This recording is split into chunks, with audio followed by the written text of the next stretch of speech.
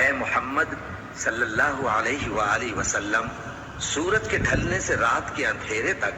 ظہر، عصر، مغرب، عشاء کی نمازیں اور صبح کو قرآن پڑھا کرو،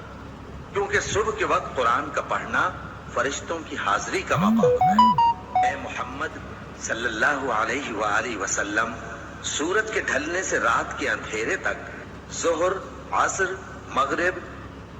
وہ ہر چیز پر قادر ہے اور وہ اپنے بندوں پر غالب ہے اور وہ دانا ہے، خبردار ہے۔ اور اگر اللہ تم کو کوئی سختی پہنچائے تو اس کے سوا اس کو کوئی دور کرنے والا نہیں،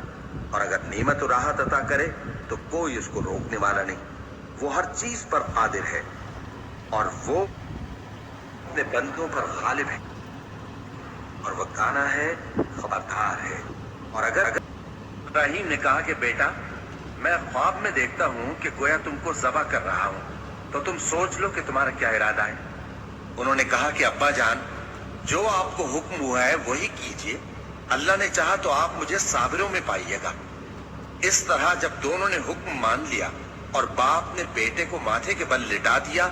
تو ہم نے ان کو پکارا کہ اے ابراہیم، تم نے خواب کو سچا کر دکھایا، ہم نیکوکاروں کو ایسا ہی بدلہ دیا کرتے ہیں۔ بلا شبہ یہ کھلی آزمائش تھی، اور ہم نے قربانی کے ایک بڑے جانور سے ان کا یعنی اسماعیل کا